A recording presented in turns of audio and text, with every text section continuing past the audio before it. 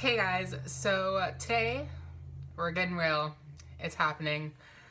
I've been waiting a long time on whether I should do this video, and I was like, because there could be repercussions. There could be brands that decide not to work with me. There could be family and friends that see this and then don't agree.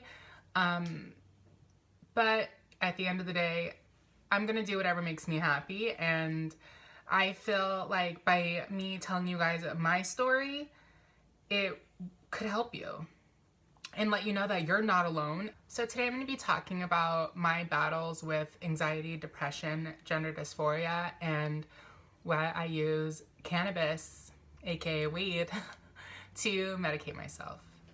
So if you're interested in finding out the truth, the whole truth, and nothing but the truth, then keep on watching.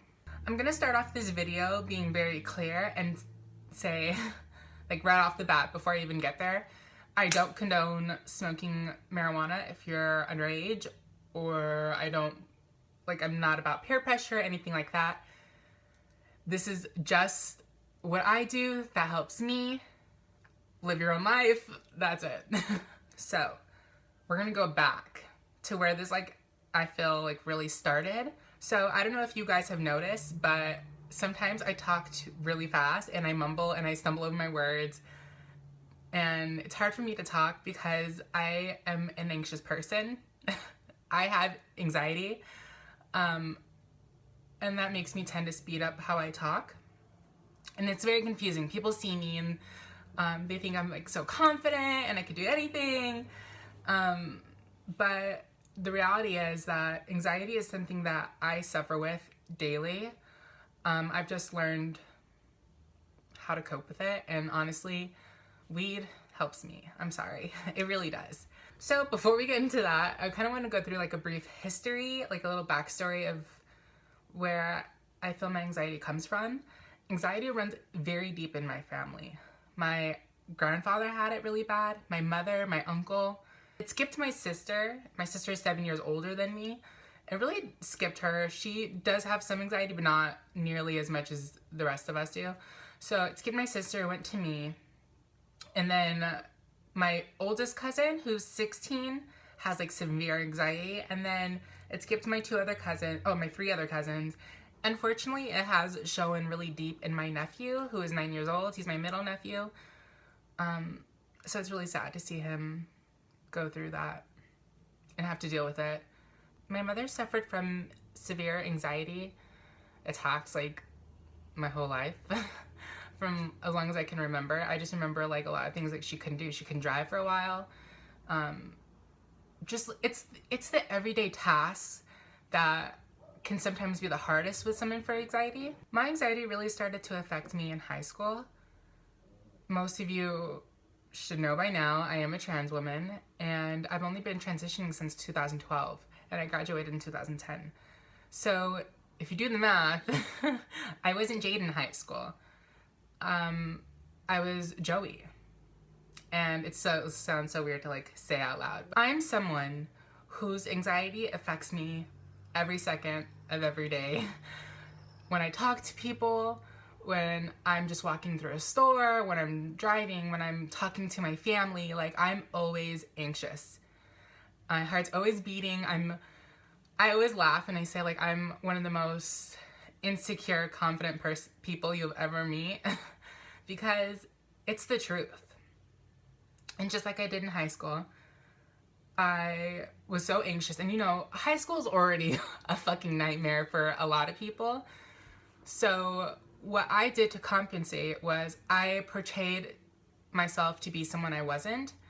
I over-personified this character who was Joey and loved to party and... Anyways, long story short is, started hanging out with some people and started to realize that alcohol was medicine. It was magic.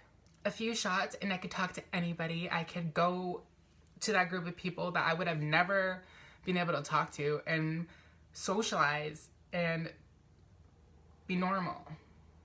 And I really took that as I was having fun, but living that double life And just going through the trials of high school that could already be fucking horrible enough, I started partying really hard. There I am in high school. I have a lot of friends. I get along with a lot of people. I was never really bullied.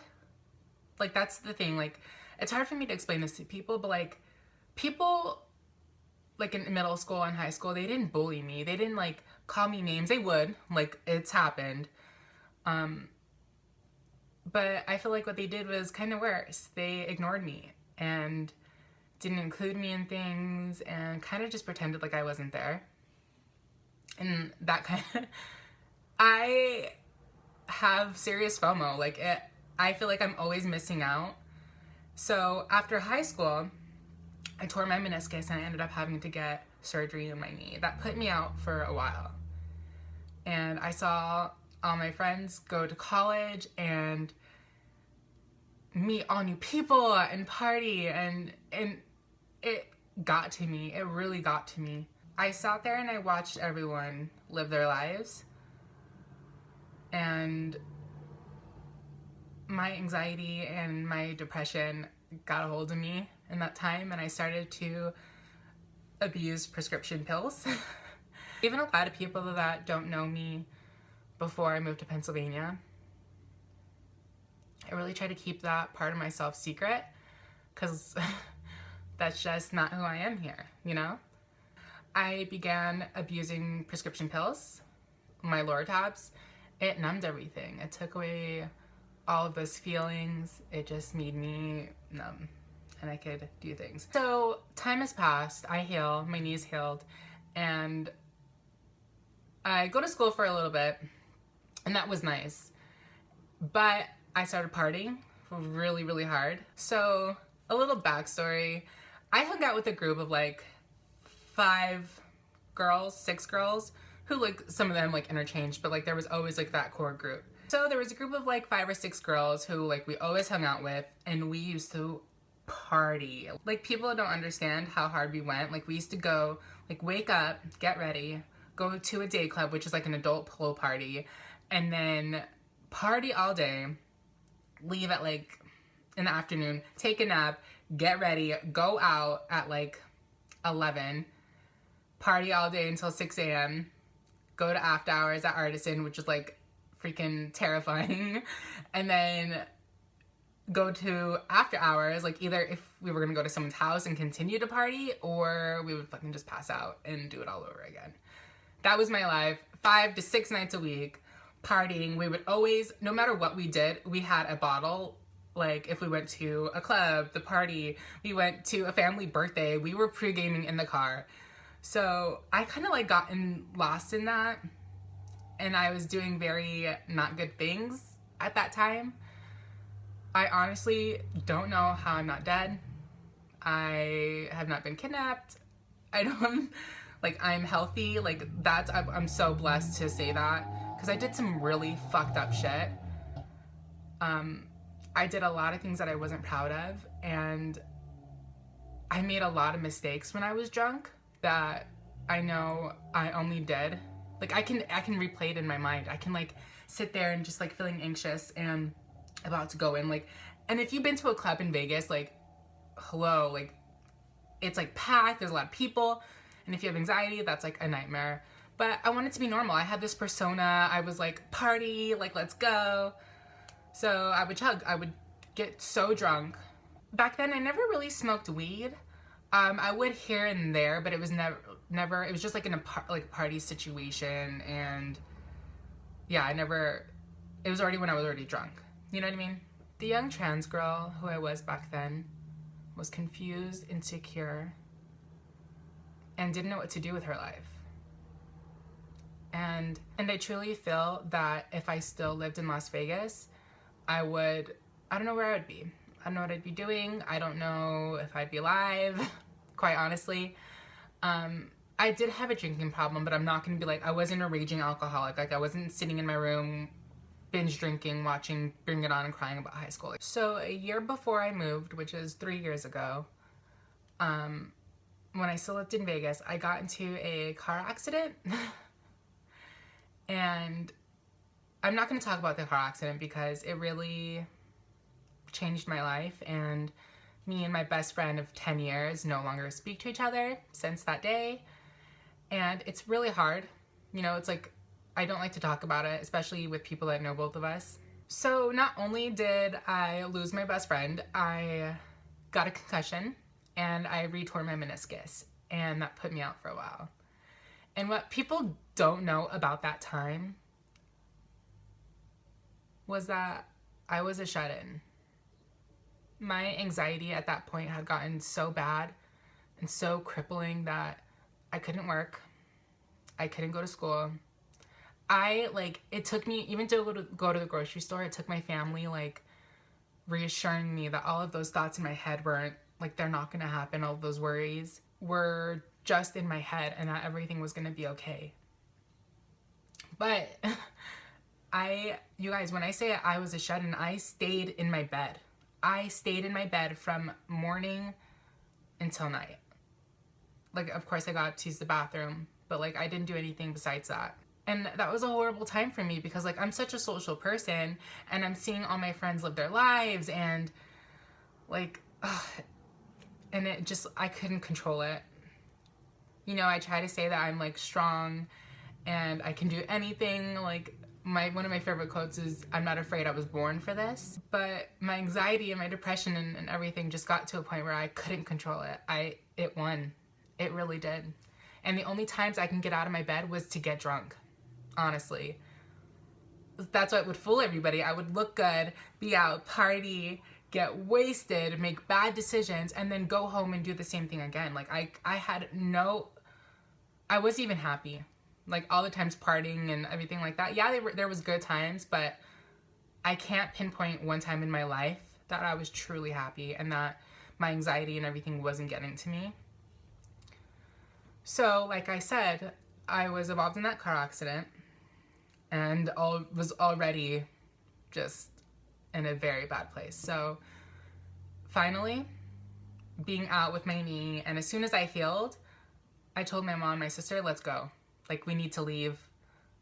And that's not just me. My family, Vegas is just not a great place to live. Yes, if you live there, it's fun. I had an amazing time, and there's some things that I wouldn't change. But to raise a family it's not the best place. So then we moved here, and it honestly changed my life for the better. I started working at Sephora. I met some of my best friends in the entire world. And some of the most genuine, nice people I've ever met. Yeah, and things got a lot better. I'm with my boyfriend. But one thing is that my anxiety didn't go away. I am in a much better place, honestly. But my interactions with people, people don't understand, I have to worry, does that person know if I'm transgender? Do they want to hurt me? Do they care? You know what I mean? Stuff is always running through my brain. Always. And it's gotten to the point now where I shut off a lot. If you ask some of my best friends, I was for a while bad at texting and communicating, and I would snap at my family, and that's because it takes a lot for me to have a conversation. It really does. And which is sad because I love people and I love talking and I love connecting with people. That's what I love. It means so much to me because I haven't been able to do that my whole life. So I met a friend who smokes weed and offered it to me. And you guys, I'm an adult, I made choices and I decided to smoke. And honestly, ever since I started smoking weed regularly, it's changed my life. Let me just say one thing is I don't get high and drive. I don't go to work stoned. That's not how it is. But when I do smoke or I eat an edible or whatever it is, all of that cloudiness and that depression and scary thoughts that are always in my head, they fade away. And I could be myself. I can walk into a room and talk to people And just like alcohol did for me, like it opens me up. But I'm not making those bad decisions. I'm not getting sick. And you guys, the funny thing is, I'm allergic to tequila. Like, I get so violently ill, but I still got drunk. Like, and weed doesn't do that for me. I don't get sick. I can do everything I need to do. I don't miss out on my responsibilities. If anything, I'm connecting with people more. I'm more kind and compassionate with other people. I can open myself up. And that's like a big problem for me. Weed has really changed my life, and I am really pushing for it to become legal in Pennsylvania because I see a lot of people that it could help. If you suffer from severe anxiety, depression, gender dysphoria, anything, I'm going to say, think about it. I'm not going to tell you go out and smoke weed and get high, but if the opportunity comes and you're an adult and you feel like you're in a safe situation, I would try it because it really changed my life. It's really helped me in ways that I can never say. One thing I do want to say is that weed is not for everyone. I know a lot of people in my life that can't smoke it. They get too paranoid or it just doesn't work for them. It's just like anything. It's all you. It's your personal preference and what makes you happy. Me, it helps me and my anxiety. There's so many people that I know that it helps them all across the country. But one thing I will stress to you guys, again, I'm not advocating smoking weed. Like, that's not what I'm here for. What I'm here for is to tell you to remember to keep your happiness first. Do whatever in life that is going to make you happy, and you're going to live your most authentic life. For me, weed is a part of my life. It just is. You know, it might not be like the most commercial thing to say, but it's true. And it helps me live my life, and at the end of the day, I don't give a fuck about anybody else. Obviously, I love people, but if it's my happiness and me living my life to the fullest, I don't care what you have to say. You can say weed is bad, I'm a horrible person, I shouldn't do this, like, and I'll listen. I'll gladly listen and hear your side of the story, but at the end of the day, it helps me. It helps me live a life. It helps me be more connected with my family, my friends, my boyfriend. It helps me be a better person. So as long as it keeps doing that, I'm gonna keep doing it. Yeah, so that's basically everything I want to talk to you guys about today. I would really love to hear your guys' stories, what helps you. If you struggle with the same thing, if you struggle with something different, talk to me. This is a conversation. I want everyone to be open and honest and true to themselves. Remember to keep your happiness first. I love you guys so, so, so, so much. Please like and subscribe to keep following my journey. And again, remember to keep your happiness first. Bye, guys.